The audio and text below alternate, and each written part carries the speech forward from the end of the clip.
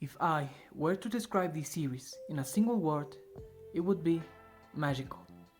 Every piece of it, from the amazing world it presents to the charming characters, the touching stories, and the sheer experience of watching this show feels magical, in the way that it feels like a far stretch from reality, not grounded at all, and far from being a drawback, is its most enduring quality. Adventure Time, in all of its glory, delves deep into a vast array of themes, exploring concepts such as maturity, growth, loss, trauma, mental illness, relationships, be it platonic or romantic, emotional maturity, individuality, community, passion, creativity, love, hope, empathy, friendship, responsibility, freedom, madness, sadness, chaos, or harmony. This show is inspiring in every way. It's weird, fun, epic, and profound. It has never shied away from obscure themes. And Adventure Time with Fionna and Cake is an extension of that. To consider it as something wholly separate from the original series would be unfair, for it still emanates the same feeling. We are revisiting the same enchanting universe that captivated us years ago.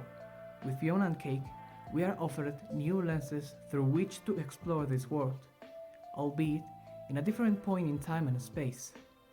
The key difference between the adventures of Finn and Jake and those of Fionna and Cake is the target audience. As viewers have grown more experienced, they stayed just to be changed, and so this series adapts to its new demographic. It now places greater emphasis on themes that resonate with a maturing audience. We witness the monotony of Fionna's life, delve into Cake's self-perception, take a deeper dive into depression with Simon, and confront denial through the character of Prismo. Finn, still youthful, but markedly more mature, coping with grief, a reflection of the hardships that the Lines of Fu have endured. The spotlight is now on the adventures of Fionna, Cake, and most notably Simon, our Simon, who raised Marceline and sacrificed his sanity along the way, who would end up being the reason for his lover to call upon a cosmic entity of pure chaos, all in a desperate bid to just save him. Simon, a man who now dreams without purpose, a soul who has lost far more than just madness and sadness. Simon, who now, with no motivation, ends up trying to follow the steps of his beloved princess, Betty. The former Ice King, Simon, has lost what made him part of the crazy world of Wu. His magic, his madness, and even his sadness, although not gone, changed. Simon feels deeply disconnected from everything around him, and even though he has Marceline, she has grown and has a life of her own now, leaving Simon with little reason to keep going on, especially without the love of his life, Betty. He now resembles her, a human from a past mostly unknown to Wu, and with no meaningful connection to this world, none other than each other. However, with the arrival of Fionna and Cake comes a new motivation for Simon, and he takes the decision to effectively kill himself for the sake of Fionna's world. It's not exactly a noble sacrifice, but rather a reflection of his profound lack of motivation in life. Both Part of the Madness and Fionna's intro song, Not Myself, share a similar theme. Part of the Madness delves into the loss of magic in Simon's life, the fact that his change from the Ice King to the ordinary Simon is inconsequential to others. That's how he feels, that his existence as Simon doesn't matter. We saw in Obsidian that he in a way misses the Ice King, that he is more fit for this magic world than our simple old Simon. In contrast, Fionna's intro song addresses more relatable day-to-day problems, with lyrics that touch on the monotony of day-to-day life, the mundane routines that often define our days, the feeling of meaninglessness. Still, her intro has a cheerful tone, featuring cute scenes with beautiful pastel colors and a simply delightful art style, showcasing how charming her world can be, despite the lack of magic. Unlike Simon, Fionna never lived in a magical world. She feeds her home, though she still dreams of something more. Throughout the series, we witness Fionna's growth. She learns to appreciate her own world, as unmagical as it is. She, in a similar manner to Simon, finds herself unfit for these magical adventures and worlds. But we are still missing a character in this picture. Cake feels most like herself in this way, wielding her powers and using her voice and intelligence. Cake, the magical cat, is fit for magical adventures. She is well suited for killing vampires and stealing crowns, in contrast to Simon and Fiona, who are just simple humans. Cake can appreciate what simple humans can, what Fiona learned to appreciate. The Lich is more fleshed out in this series. We see another type of meaninglessness with him.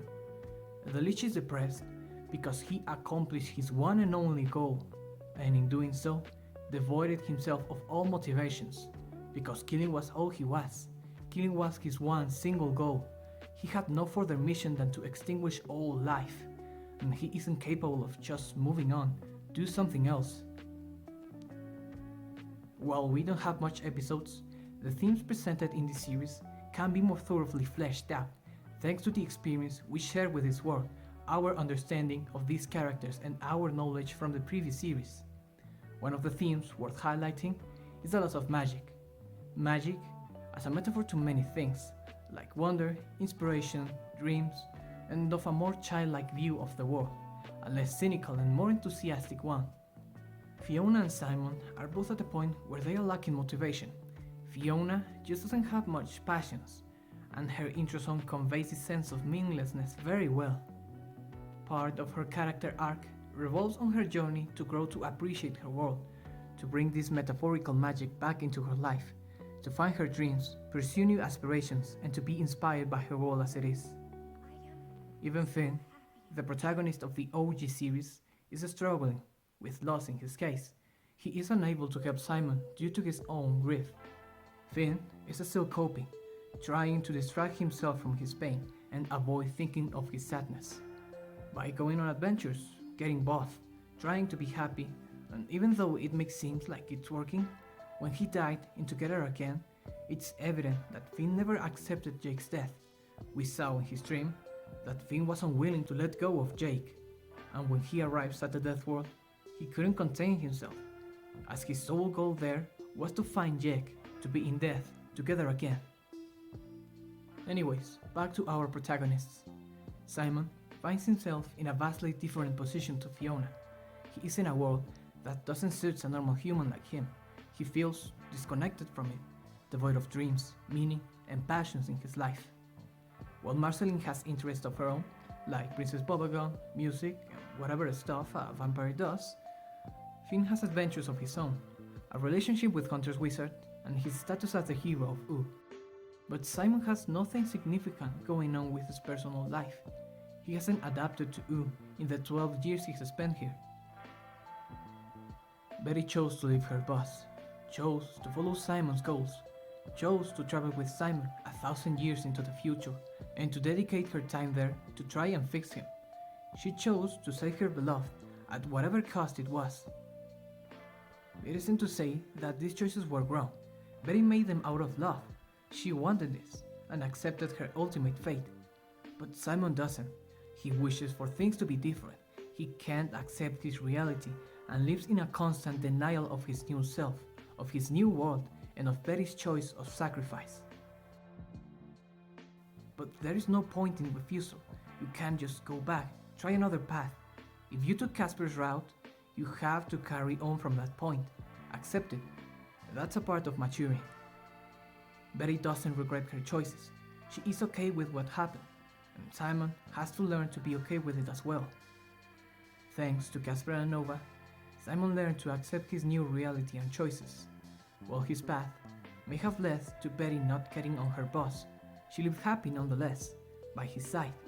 While his path may have ended up with him finding a magic crown that ultimately made him go crazy, his choice led to him raising Marceline, and with that, every consequence that Marceline having a good father figure led to, such as the survival of humans. Simon accepted Betty's choice by the end, as represented by the change of the Betty fountain to the fountain of Golbetty. Fiona accepted her life and world as it is, and the Lich accept what you can change and live despite of it. Have a good day or night.